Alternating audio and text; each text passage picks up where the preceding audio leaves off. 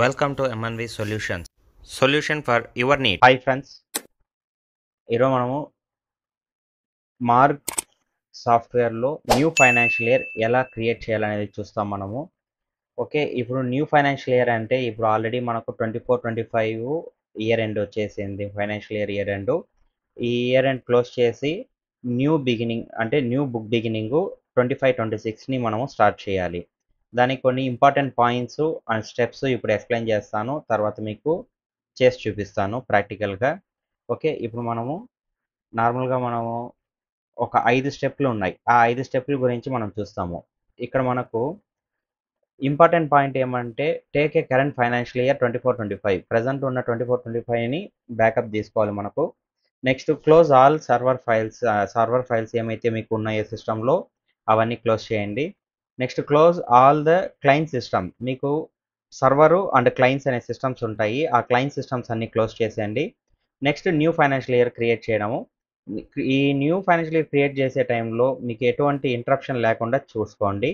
ఇది ఫ్రెండ్స్ ఇప్పుడు ఈ వీడియోలో మనం చూడబోయేది. నెక్స్ట్ దీన్ని ప్రాక్టికల్గా కూడా మీకు చేసి చూపిస్తాను. మీ ఫ్రెండ్స్ ఎవరైనా మార్క్ సాఫ్ట్వేర్ వాడుతుంటే వాళ్ళకి ఈ వీడియోని షేర్ చేయండి.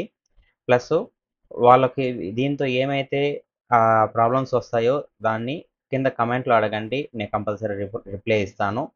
ఓకే ఫ్రెండ్స్, ఇప్పుడు మనము మార్క్ సాఫ్ట్వేర్ని ఎలా న్యూ ఫైనాన్షియల్ ఇయర్ క్రియేట్ చేసుకోవడం చూస్తాము. డెస్క్టాప్లో మీకు మార్క్ సాఫ్ట్వేర్ అనేసి ఉంది కదా, ఈ మార్క్ సాఫ్ట్వేర్ డబుల్ క్లిక్ ఇవ్వండి. డబుల్ క్లిక్ ఇచ్చిన తర్వాత మీకు యూజర్ నేమ్ అండ్ పాస్వర్డ్ అడుగుతుంది. ఇక్కడ యూజర్ నేము పాస్వర్డ్ ఇచ్చి ఎంటర్ ఇస్తాము. ఇక్కడ మనము ఈ లిస్ట్ ఆఫ్ కంపెనీస్లో దేనైతే మనం క్రియేట్ చేయాలనుకుంటున్నామో ఆ ఫైల్ని అంటే ఆ కంపెనీ సెలెక్ట్ చేసుకొని ఎంటర్ ఆర్ F8కి ఎంటర్ లేదంటే F8కి ప్రెస్ చేసి first backup of financial year. Present financial year ఉంది కదా మనకు 24 and 25, దాన్ని బ్యాకప్ తీసుకుంటాం. ఇక్కడ మనం ఎంటర్ ఇచ్చామంటే ఇక్కడ బ్యాకప్ ఆఫ్ ఫైనాన్షియల్ ఇయర్ వస్తుంది మనకు. ఇక్కడ ఫస్ట్ వన్ మనకు ఈ డైరెక్టరీ అంటే మన యొక్క ఫైల్ ఎక్కడ సేవ్ అవ్వాలి అనే ఆప్షన్ ఇక్కడ మీరు సెలెక్ట్ చేసుకోండి. ఆ పాత్ సెలెక్ట్ చేసుకున్న తర్వాత దానికి ఫైల్ నేమ్ ఇవ్వండి. ఇచ్చిన తర్వాత ఎంటర్ ఇచ్చుకుంటా వచ్చేసేయండి. ఇక్కడ మీకు ట్రాన్సాక్షన్తో పాటు కావాలంటే ఎస్ ఇవ్వండి. ఎస్ ఇచ్చేసి ఇవన్నీ ఎంటర్ ఇచ్చుకుంటా వచ్చేసేయండి. వచ్చిన తర్వాత మనకు ఇప్పుడు బ్యాకప్ అనేది కంప్లీట్ అయింది. ఒక్కసారి ఎస్కేప్ ఇచ్చారంటే ఈ స్క్రీన్కి వస్తారు. ఫ్రెండ్స్, ఇప్పుడు బ్యాకప్ అనేది అయింది. ఫైనాన్షియల్ ఇయర్ బ్యాకప్ అయిన తర్వాత మనము ఇక్కడ ఎర్రర్ చెకింగ్ అనేది చేయాలి. ఎర్రర్ చెకింగ్ అనేసి ఇక్కడ ఎంటర్ ఇచ్చామంటే ఇప్పుడు ఎర్రర్ చెకింగ్ అనేది అవుతుంది. ఈ ఎర్రర్ చెకింగ్ అయిన తర్వాత మళ్ళీ ఇక్కడ చెక్ రీరైట్ స్టాక్ బుక్స్, ఈ next check and rewrite account books, ఈ రెండు కంప్లీట్ అవుతుంది. ఇది అయిన తర్వాత మళ్ళీ మనము ఫైల్ మెయింటెనెన్స్ అనేది చేయాలి ఫ్రెండ్స్. ఫైల్ మెయింటెనెన్స్ అనేది చేస్తే మనకి ఏదైతే ప్రాబ్లమ్స్ ఉంటాయో అవన్నీ మనకు ఇక్కడ క్లియర్ అయిపోతుంది. ఒకవేళ మనకు దీంతో ఏదైనా ఎర్రర్స్ ఇలాంటివి ఏదైనా ఉంటే కూడా మొత్తం క్లియర్ అవుతుంది. దీని తరువాత మనము ఫైనాన్షియల్ ఇయర్ క్రియేషన్కి వెళ్తాం. ఇక్కడ మనము ఈ ఆప్షన్ ఈ అంటే కీబోర్డ్లో ఈ ప్రెస్ చేయండి, లేదు న్యూ ఫైనాన్షియల్ ఇయర్ అనేది సెలెక్ట్ చేసుకోండి. సెలెక్ట్ చేసుకున్న తర్వాత ఇక్కడ మనకు 1/4/24, 31/3/25 ఇది ఫ్రమ్ అంటే మనకు existing previous financial year. New financial year create చేసేది 1/4/25, 31/3/26. ఇది ఒకసారి చెక్ చేసుకోండి. ఇది చెక్ చేసుకున్న తర్వాత యాక్సెప్ట్ క్లిక్ చేయండి. యాక్సెప్ట్ క్లిక్ చేసిన తర్వాత ఇక్కడ మనకు వార్నింగ్ వస్తుంది. ఓకే, మనకు బుక్ స్టార్టింగ్ అనేది ఈ ఇయర్ నుంచి ఈ ఇయర్ వరకు ఉండబోతుంది అనేసి ఇది కన్ఫర్మ్ ఇవ్వండి. ఇక్కడ ఎస్ ఇవ్వండి. షాల్ ఐ ప్రొసీడ్లో ఎస్ ఇవ్వండి. ఎస్ ఇచ్చిన తర్వాత ఇవి మీరు ఇంపార్టెంట్ ఒకసారి చెక్ చేసుకోండి. ఇక్కడ కావాలంటే పాస్ చేసుకునేసి వీడియోని 1 by 1 చెక్ చేసుకోండి. ఇప్పుడు 24-25 నుంచి 25-26కి మనము ట్రాన్స్ఫర్ చేస్తున్నాం. మన లెడ్జర్ బ్యాలెన్స్ని ట్రాన్స్ఫర్ చేయాలా వద్దా అంటే లెడ్జర్ బ్యాలెన్స్ అవుట్ స్టాండింగ్ అంటే ఏంటంటే ఇప్పుడు ఒక మన కంపెనీ నుంచి పర్చేస్ చేయడమో లేకపోతే ఎవరికైనా మీరు సేల్ చేస్తున్నారు, వాళ్ళ యొక్క బుక్స్లో అక్కడ క్లోజింగ్ బ్యాలెన్స్ ఇక్కడ ఓపెనింగ్ బ్యాలెన్స్గా వస్తాయి. ఆ ఆప్షన్ని మనము ఎస్ పెట్టామంటే అవన్నీ వస్తాయి, ఇక్కడ నో పెడితే అవి రాదు. ఓకే, నెక్స్ట్ అవుట్ స్టాండింగ్ కూడా వాళ్ళది అవుట్ స్టాండింగ్ మనకు కావాలా వద్దా అంటే వాళ్ళ యొక్క అవుట్ స్టాండింగ్ని మనము దీంతో అప్డేట్ చేసుకోవాలంటే ఎస్ పెట్టండి. స్టాక్ బ్యాలెన్స్ ఏదైతే ఉన్నాయో ఆ స్టాక్ బ్యాలెన్స్ మనకు ఇక్కడ అప్డేట్ అవ్వాలా వద్దా? ఓకే. స్టాక్ బ్యాలెన్స్ ఇప్పుడు లాస్ట్ ఇయర్ ఫైనాన్షియల్ ఇయర్ క్లోజింగ్‌లో ఏదైతే స్టాక్ బ్యాలెన్స్ ఉందో ఆ స్టాక్ బ్యాలెన్స్ ఇక్కడ ఓపెనింగ్ బ్యాలెన్స్‌గా వస్తుంది. ఇది కూడా మనకు కావాలి కాబట్టి ఎస్ పెడతాము. Next breakage and expiry stocks ఏదైతే ఉన్నాయో ఆ స్టాక్స్ మనకు అప్డేట్ ఇక్కడ మనకు న్యూ ఫైనాన్షియల్ ఇయర్‌లో కావాలా వద్దా అనేది అడుగుతుంది. మనం నో పెడుతున్నాము. ఎందుకు అంటే అక్కడ ఆల్రెడీ ఎక్స్‌పైరీ స్టాక్ ఇక్కడ అవసరం లేదు కాబట్టి నో పెట్టాము. Okay. Next non working party. మీకు ఈ ఇయర్ మొత్తము ఏదైతే పార్టీలు ఆహ్, ట్రాన్సాక్షన్ లేకుండా ఎంప్టీగా ఉందో ఆ పార్టీ మీకు క్యారీ ఫార్వర్డ్ అవ్వాలి అంటే యెస్ పెట్టండి. వద్దనుకుంటే నో పెట్టండి. Next non working items and non batch items. Non working items అంటే ఈ ఇయర్‌లో ఒక ట్రాన్సాక్షన్ కూడా అయ్యుండదు. అలాంటి ఐటెమ్స్‌ని మనము ఎక్స్‌పోర్ట్ చేసుకోవాలి. ఈ ఇయర్‌కి మనకు రావాలి అనుకుంటే ఇక్కడ యెస్ పెట్టండి. వద్దనుకుంటే నో పెట్టారంటే ఆ ఐటెమ్ ఇక్కడికి రాదు. అదే విధంగా మనకు బ్యాచెస్, నాన్ వర్కింగ్ బ్యాచెస్. ఇప్పుడు ప్రీవియస్ ఇయర్‌లో అంటే 23, 24లో మీకు ఏదైతే వర్కింగ్‌లో ఉండి తర్వాత 24, 25లో మీకు వర్కింగ్‌లో ఉండుండదు. అలాంటి బ్యాచెస్‌ని కూడా మీకు క్యారీ ఫార్వర్డ్ చేయాలా? వద్దా? అనేది ఇక్కడ మీరు యెస్ ఆర్ నో అనేది పెట్టుకోండి. నెక్స్ట్ ఇంతవరకు మనం చూసింది లెడ్జర్ బ్యాలెన్సెస్, ఔట్‌స్టాండింగ్ ఇవన్నీ చూసాము. ఇప్పుడు మనము చలాన్స్ చూస్తాం. సేల్స్ చలాను మనకు అక్కడి నుంచి ఎక్కడ మనకు 24, 25 నుంచి 25, 26కి సేల్స్ చలాను మైగ్రేట్ అవ్వాలా? వద్దా? ఇవన్నీ చెక్ చేసుకోండి. Sales returns, sales breakage and expiry, replace ఇవన్నీ మనకు కావాలంటే యెస్ పెట్టండి. వద్దంటే నో పెట్టండి.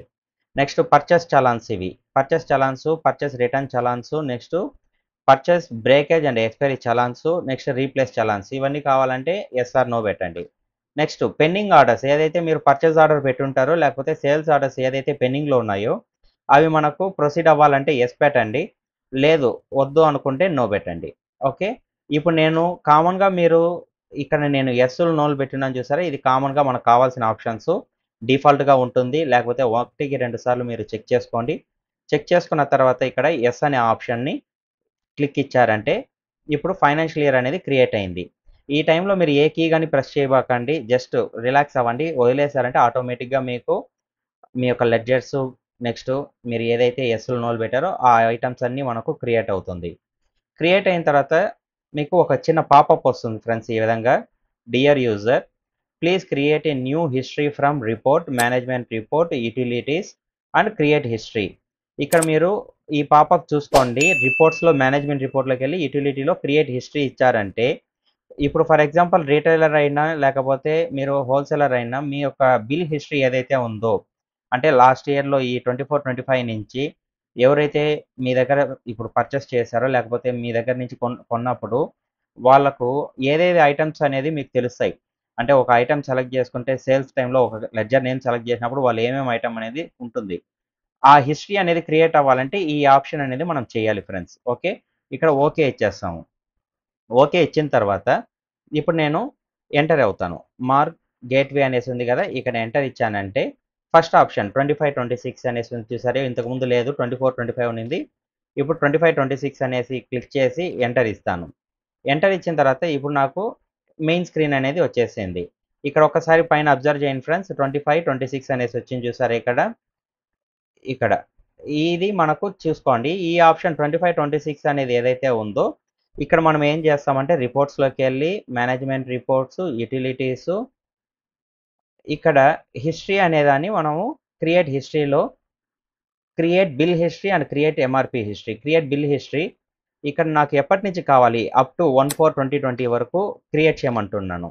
ఇక్కడ షూర్ అనేసి ఇచ్చారంటే ఇప్పుడు అది క్రియేట్ అయ్యి ఉంటుంది. Okay friends. ఇప్పుడు ఇంతవరకు మనము బుక్ అంటే ఫైనాన్షియల్ ఇయర్ అనేది క్రియేట్ చేసేసాము. క్రియేట్ చేసిన తర్వాత ఇప్పుడు నాకు సేల్స్ బిల్ అనేది ఏస్తాను నేను.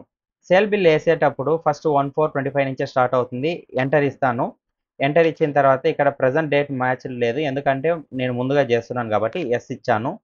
ఓకే. ఇక్కడ ఫస్ట్ బిల్ ఇచ్చేటప్పుడు మీకు సిరీస్ క్రియేట్ చేసుకోవాలి అనుకుంటే ఇక్కడ చూడండి ఇప్పుడు ఫర్ ఎగ్జాంపుల్ ఈ స్లాషెస్ అనేది ఇచ్చాం గదా!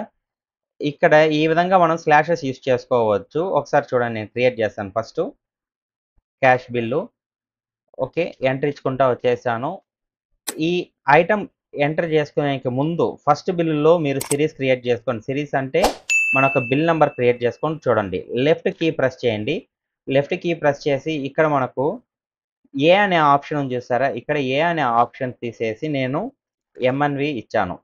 స్లాష్ 25 అండ్ 26 స్లాష్ 001 ఇచ్చాను. ఇక్కడ 1 ఇచ్చిన తర్వాత ఇక్కడ ష్యూర్ అనేసి ఇస్తే ఈ బిల్ నంబర్‌తో నాకు స్టార్ట్ అవుతుంది ఫ్రెండ్స్. ఒకవేళ మీకు ఎలా కావాలో అలా పెట్టుకోండి. ఒకవేళ 4 డిజిట్స్ కావాలంటే ఇక్కడ 25, 26 అనే ప్లేస్‌లో స్లాష్‌లు తీసేయండి. దీన్ని బేస్ చేసుకొని ఎంటర్ ఇవ్వండి.